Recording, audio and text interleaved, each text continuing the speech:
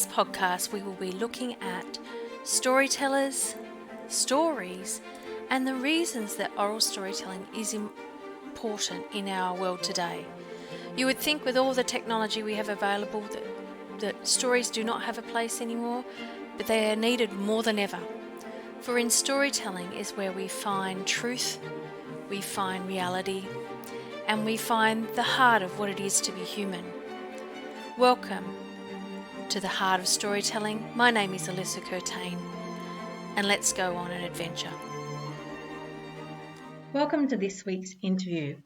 This week I interviewed Jesse Wind Wanderer, and we have a great discussion about Jesse's name and his childhood dream to become a bard, as well as the healing that he experienced through story and how telling stories to others can help heal.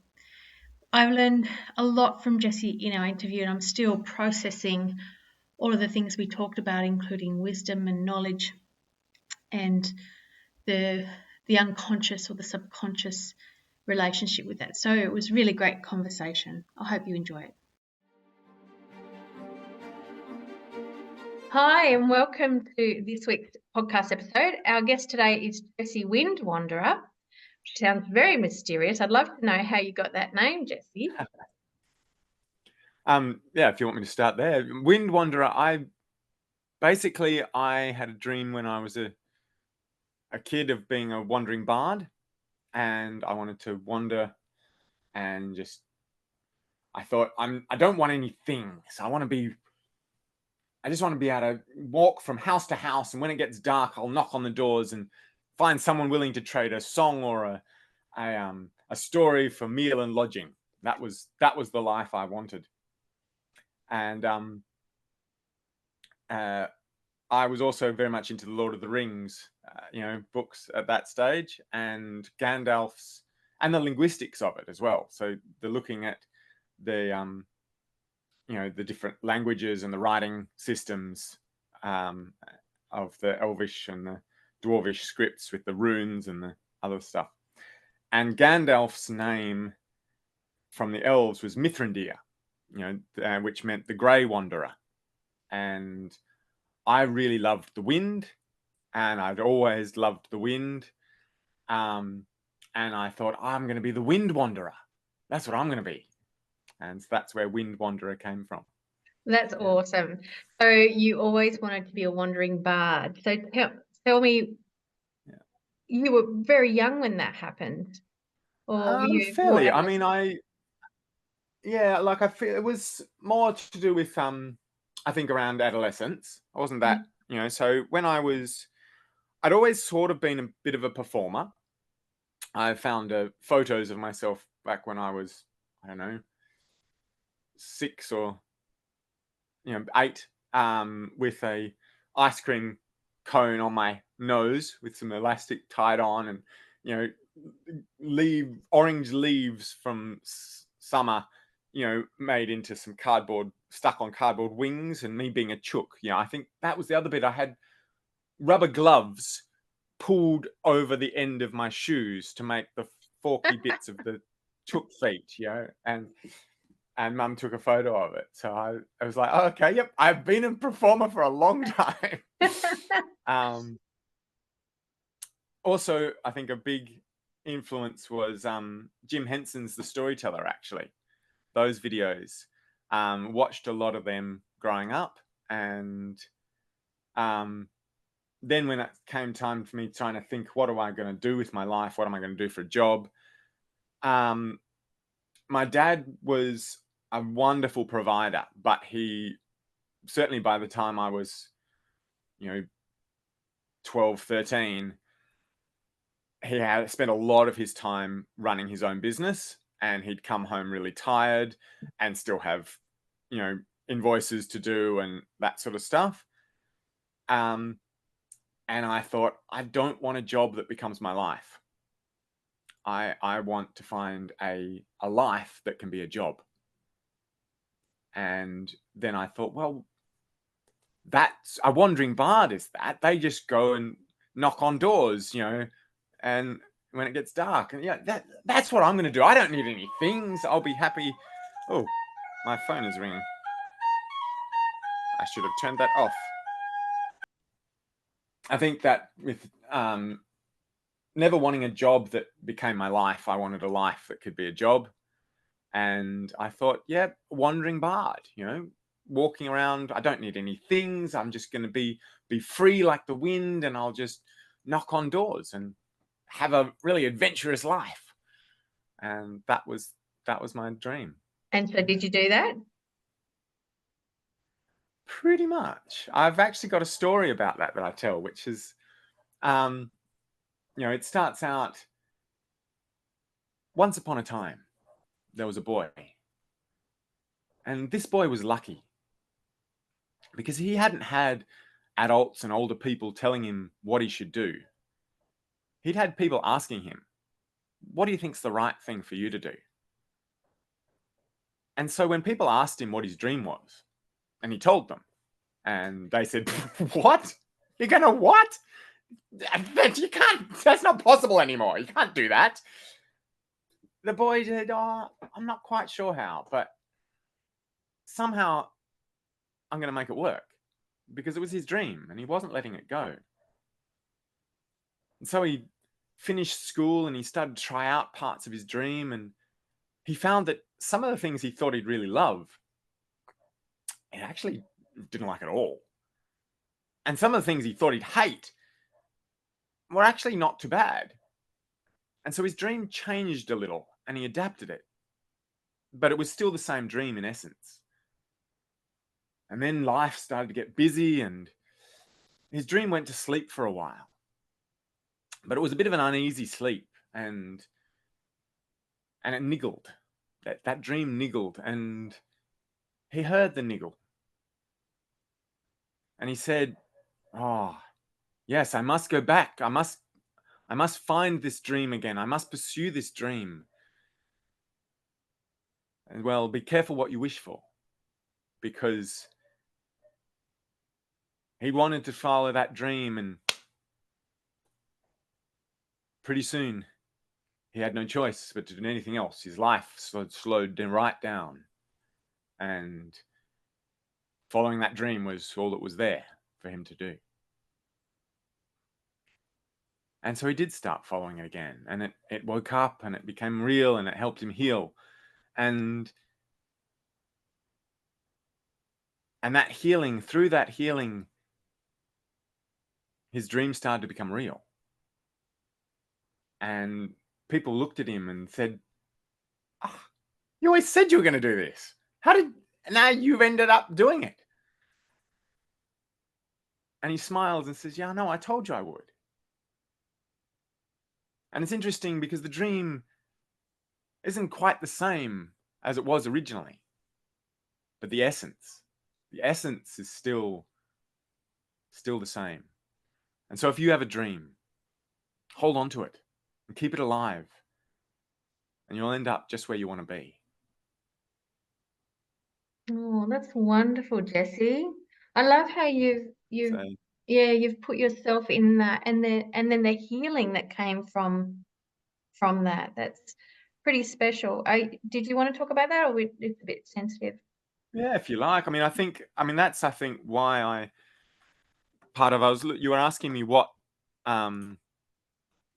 why storytelling, and what is it about storytelling that attracts me to it? And it's wisdom. For me, storytelling is all about wisdom and the sharing of wisdom. That's why I like the traditional stories, because the traditional stories are kind of like water-washed stones of wisdom. They've over the years, they've rolled and rolled and rolled, and the only bits that people remember are the bits that are important.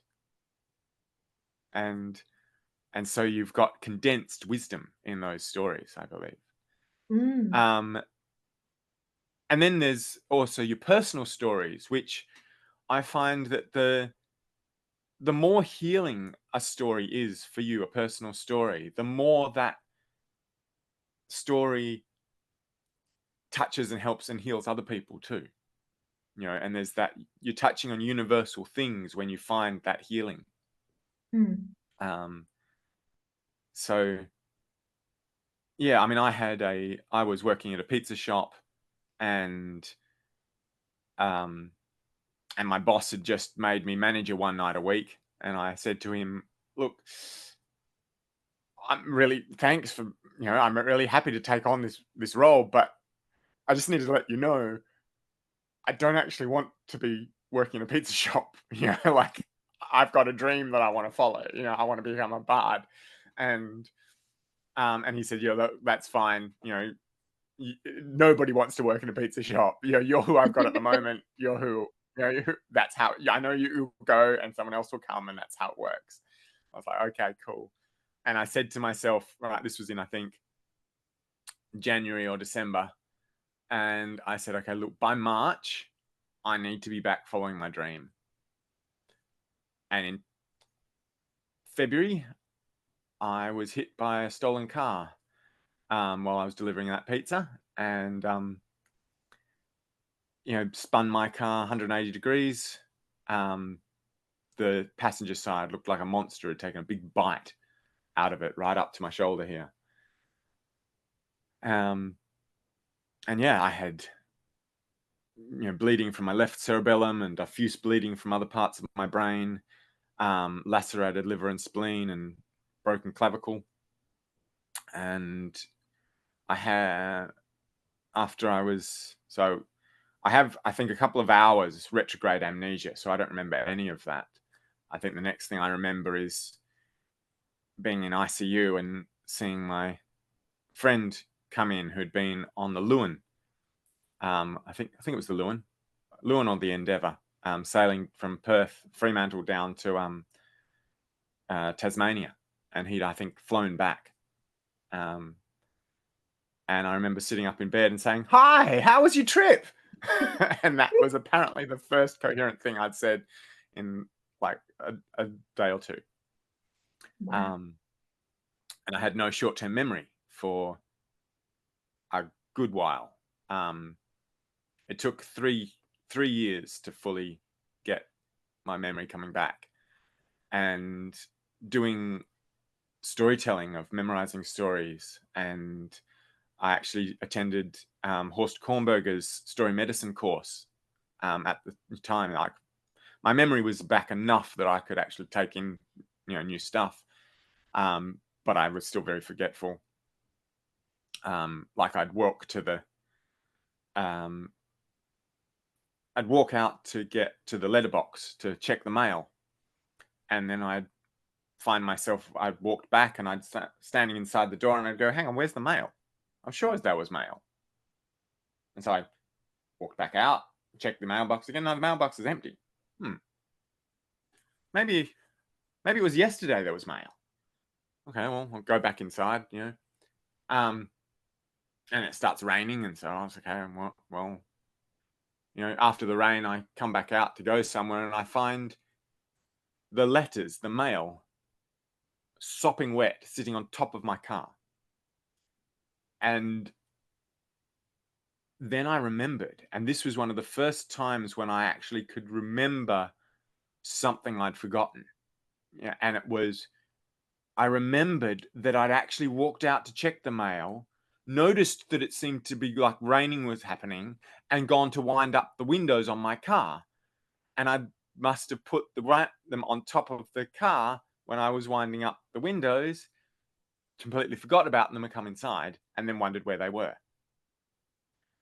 But I remembered it, and that was a real turning point of like going, "Oh, I remembered why! I remembered why they vanished, why I suddenly had no mail when I'm sure I had mail."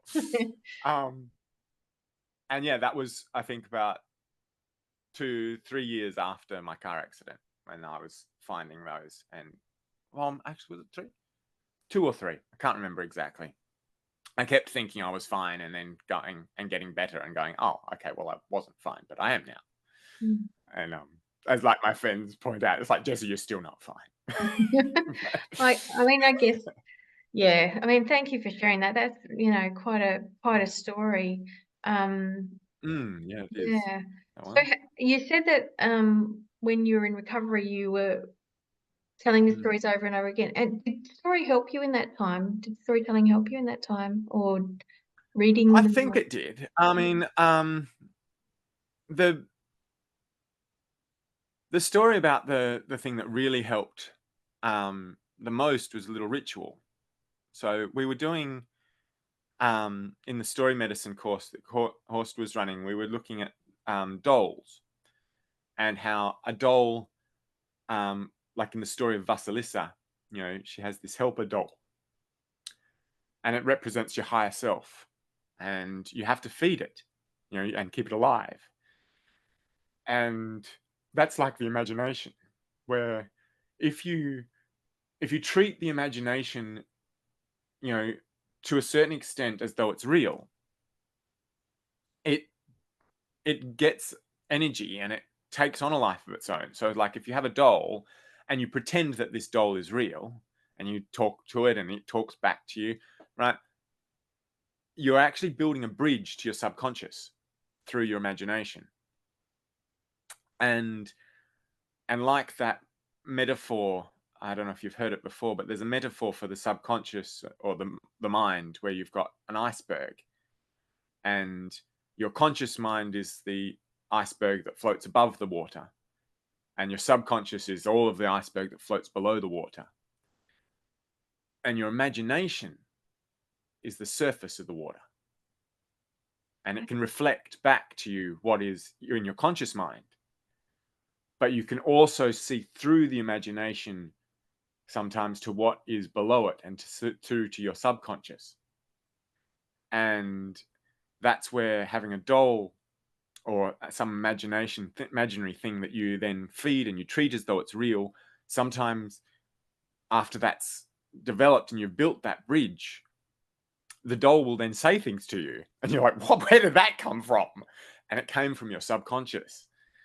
And what I had was making these dolls, and we were learning different types of dolls to make, and so I'd made them and I'd put them up on the shelf and they looked down at me and they said, play with us. And I said, but I can't, I'm busy. Like I'm studying at uni and I've got things to do here. Like I've got to, and they said, oh, and they were sad that I wouldn't play with them. And I thought, far out, what am I going to do about this? I can't keep making all these dolls that, are sad because I can't play with them. Okay, I have to give these dolls a purpose. I can't just make them for no reason. I'm going to make them with a purpose.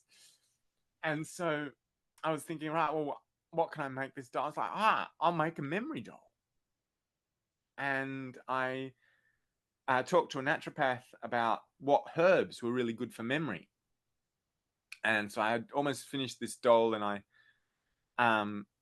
hadn't quite finished stuffing it. And I went out to Bibra Lake on a full moon. It wasn't at night, but it was during the day, and it was a full moon that day, maybe even at that time that I went. And I sat down and I stuffed the this little doll with the memory herbs and finished sewing it up. And I was doing some part-time work for my dad in his office as a secretary, and he'd quite often come in and say, so have you done the reconciliation? And I would say, I'm not sure, I'll have to check, because at the end of the reconciliation you had to check. And that's where I got to, where I could do things by routine, and the routine I could remember that routine, but ask me whether I'd done it. And I was like, I don't know if it's from today I've done it or yesterday or the day before, like the time anchoring. I didn't know. And yeah, and this day he came in and he said, have you done the reconciliation? I was like, yes. And he's like, is there any messages? Like, yes, this person here. And he said, oh, okay, and have you done all the the invoices? Like, I haven't finished the invoices. There's these 3 left to do. And he said to me, well, uni's been good for your memory. And I said, no, it wasn't uni. It was that ritual I did. Because it was very, like, I wasn't at the start of uni. I think I'd been at uni for a little bit. Okay, maybe it was part of uni and exercising my brain, but there was a clear time of when that healing happened, and it happened at the same time as I did that ritual with the little doll. Oh, that's so beautiful, Jesse. Got heart expansion just from that story. That's just so wonderful. So do you still use memory aids and things when you're in your day-to-day or in stories? Only the same memory aids that I've always used with storytelling. So even before my my car accident, I used a memory aid. I had the way of learning stories where it was learnt through learning poems, actually. So I went to a Steiner school, the Perth Waldorf School, and as part of that curriculum, often you learn a lot of poems and you speak a lot of poems, and we learned a new poem every 3 weeks, by rote, and perform it. And so the way my teacher taught me that is we would do the first line and we would say it. Say something like, with plucking pizzicato. And then you say, okay, say that again, with plucking pizzicato. And you say the first and second line, with plucking pizzicato and the prattle of the kettle drum. With plucking pizzicato and the prattle of the kettle drum, we're trotting into battle. And then the last line, amid a clatter of accoutrements. So with plucking pizzicato and with plucking pizzicato and the prattle of the kettle drum, we're trotting into battle mid a clatter of accoutrements. Our beards are big as periwigs and trickle with a popanax. And you slowly build it up until you've got a whole verse. And then you put that verse aside and you start building up the second verse. And then when you've got 2 verses, you do the first and then the second. So you just build it up block by block. And that's how you do the rote learning. But I will actually, you are also asking about advice for emerging tellers. And I want to say that while I started learning stories by rote the same way, it wasn't a good idea. And it actually hampered storytelling, and until I had learned, I had to actually let that go, because recitation stops you connecting as much. You're then reciting and you're no longer being authentic. And actors train and practice, a lot, so that they can say the same words on stage every night in, night out, and they appear authentic. And that takes a lot of practice and a lot of work. Whereas as a storyteller, just be authentic. There's not a script that you have to follow. There's just you. And so it actually is way more powerful as a storyteller to be authentic and to just tell what you see in your imagination, and to feel how you actually feel, and to think what you actually think, and to be sharing what you're actually sharing with the audience. And that is way more powerful. So Yeah. that's both are useful. And I think, actually, I just thought of this now, using that same rote memorization technique, I actually use similar to that now, but I don't have the rote element of it. I will tell a story, and I will tell the first part of the story, and then I'll tell the first part and then the second part, and then I'll tell the first and the second and the third part, and then by that stage I'm usually in a roll, and I'll just keep going until the end of the story. But I'm not reciting it. I'm actually telling it, and each time I tell it, it's a little bit different.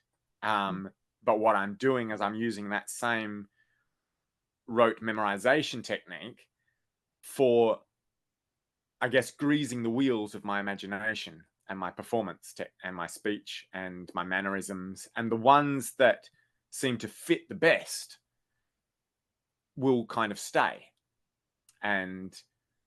But they only stay for as long as they feel like they fit the best. The stories, you mean?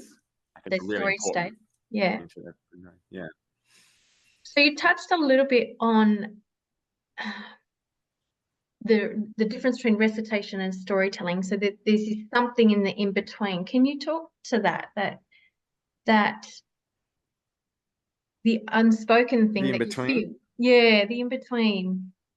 Yeah. I guess I think that in between is that can. I mean, if I think what you're talking about is that connection between the audience and the teller, and when you're reciting something, it's set. It can't be influenced by the audience. I mean, maybe you can influence, like actors are still influenced by the audience, and I know because I've been an actor, and your performance is definitely, if it's a live performance, is definitely different depending on the audience. It does influence you, but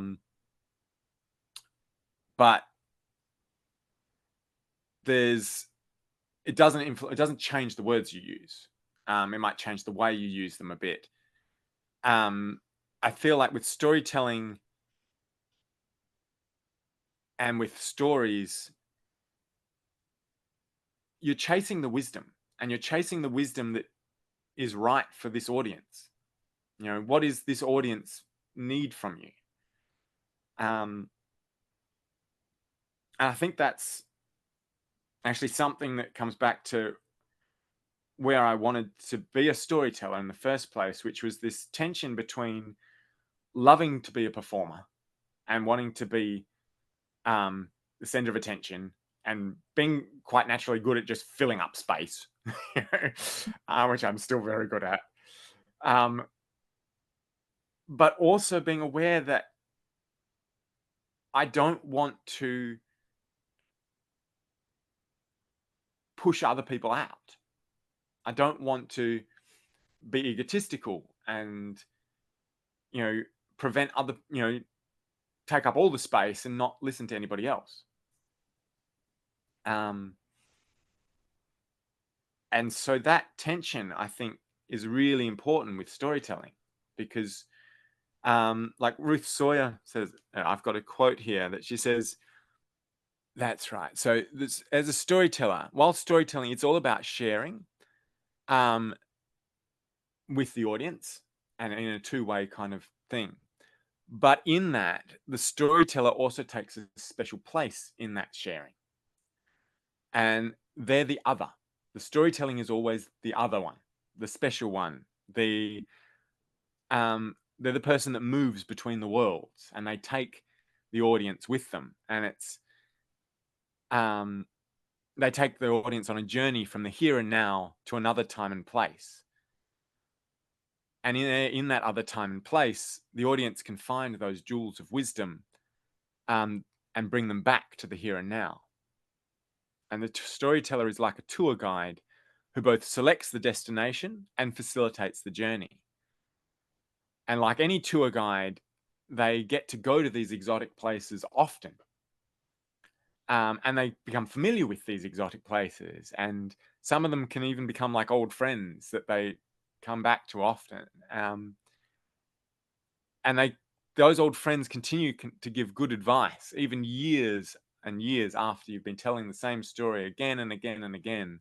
Sometimes some new insight will pop up from that story, and it'll be like, wow. And then that new insight influences your telling, and the next time you tell that story, the audience go, wow, I've never seen that in it. It's like, no, I hadn't either until last week. And it's, that sort of, I think that gets back down to the difference between recitation and telling, in that you don't get that if you're reciting. You don't get that sort of bridge to the subconscious, where the subconscious can actually go, hey, I've got something new to tell you now that you can finally hear from me. And you go, whoa, my goodness, wow, I've got to share this with people, and there, I think, is the other little bit I've got to, for new advice for new tellers, is beware of telling. Tell the story, but the storytelling shows. When you're telling a story, you actually show and you don't tell. Yeah. So you explain, you describe, what happens. Don't describe why. Let the audience understand for themselves and interpret why. I think you have answered this question in lots of ways, but I'm going to ask it as a direct question. The podcast is called The Heart of Storytelling. So what is your belief or understanding of what the heart of storytelling is? Yeah, you're right. As I've said, I think at the heart of storytelling is the pursuit and the sharing of wisdom.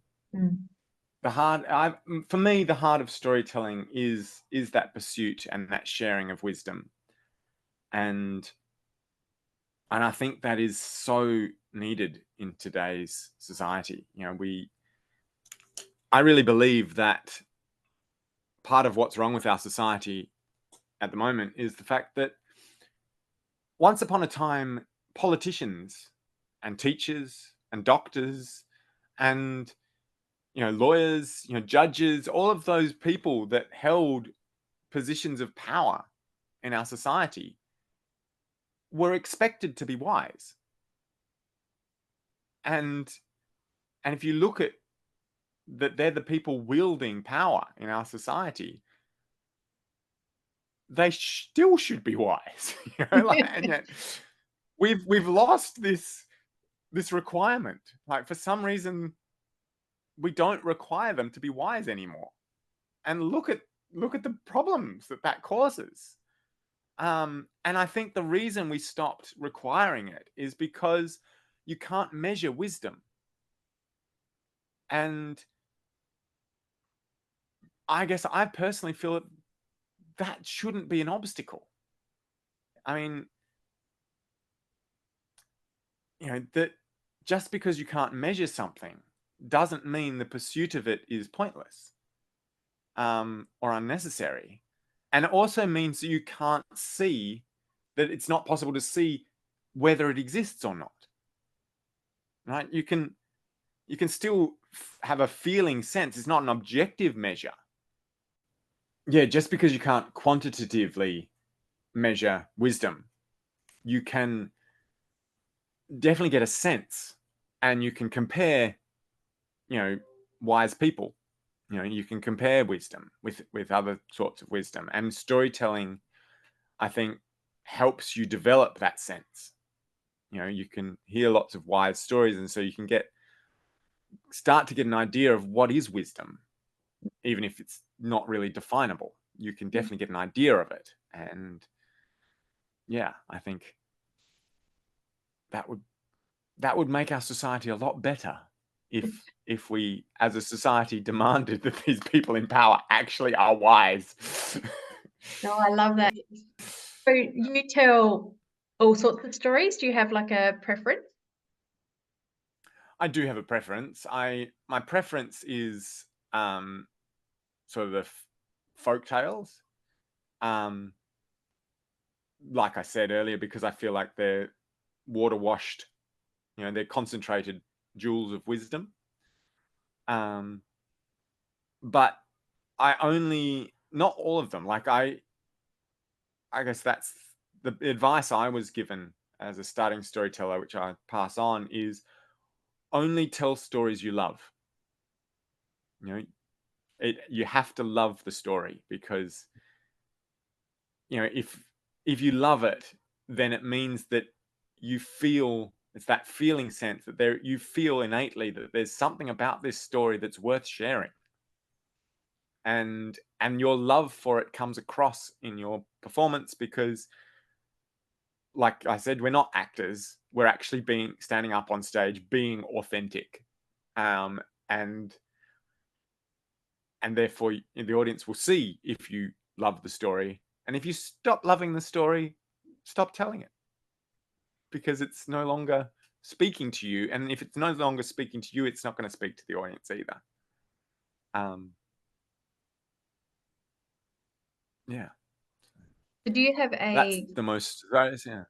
Yeah, no. Do you have Go a ahead. favourite moment in storytelling, like a moment where it was just one of those treasures? Oh, there's so many moments. I think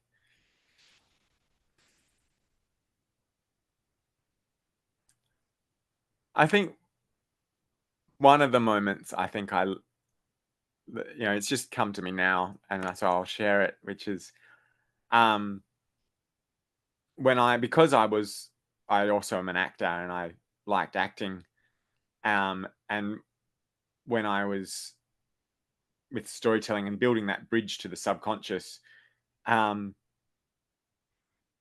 I looked at a lot of different aspects of myself in working with storytelling, and because when you tell a story, if you can add more acting into it, and you can take on the different characters, and I loved that. I love being characters. um Not something that's essential to storytelling. You don't have to characterize different characters, but if you like being characters, it lends itself to it as well. And so I have a story that I actually wrote myself. It was quite a healing story to write, um, which is about a man that sings, and he's looking for someone who sings the same songs as him.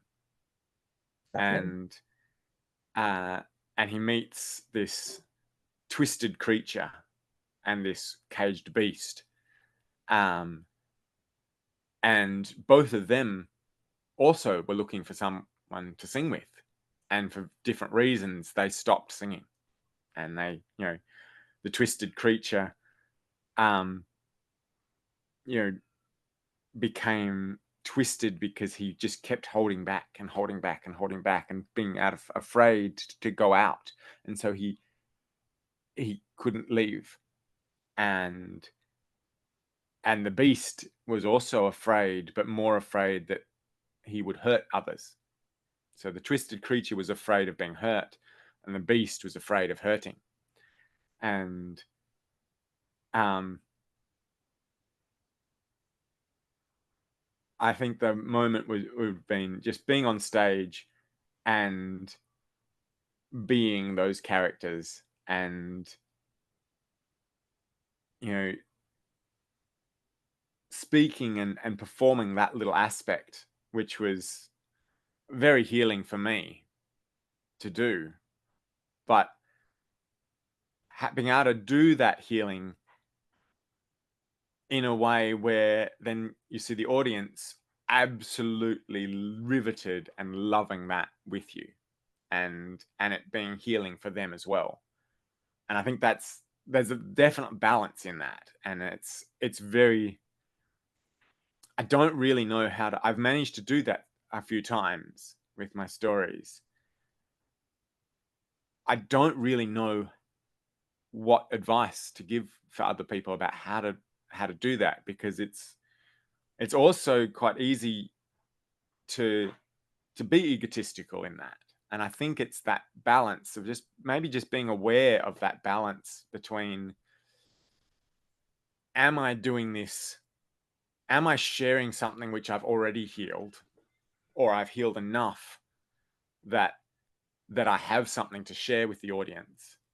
Or am I actually still in the middle of it and I haven't found the wisdom here yet, and I'm actually pulling at the audience and wanting them to help me fix myself?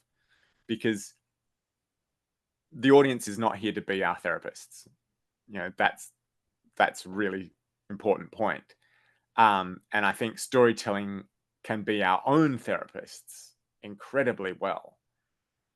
Um, and how you know when you've gotten to the point where you've done enough of the therapy to have it to share, I can't tell you. I'm sorry. I wish I could tell you how to tell that, but I I don't guess know. it would probably be an Um, intuitive thing, really, wouldn't it? It'd be just, okay, I've done this story enough now. So it'd probably be an intuitive thing, I yeah, think. So that yeah, brings it us to definitely is the intuitive. end of our time Mm, together today, Jessie. You've been really great. I've learned so much from you, and that was the whole point, is to learn so much about cool. authenticity and Yay. wisdom and the healing power of story. And If people want to find out more about you and your stories, where could they find you? Do you have a website? Have a look at my website, windwanderer.com.au. Oh, beautiful. That's awesome. Thank you, Jessie. You have a wonderful day. Cheers. Cheers, you too. Thanks a lot. Well, that's our episode for today. I hope you've enjoyed learning about storytelling and folktale, fairytale, myth, legend, or personal tales, wonder tales, all sorts of stories, and the art of storytelling and why we really need to continue using it today. You can find more information about me at alissacurtain.com or at Alissa Curtain Stories on Facebook, Instagram, YouTube and TikTok. I hope that you can find your heart in storytelling.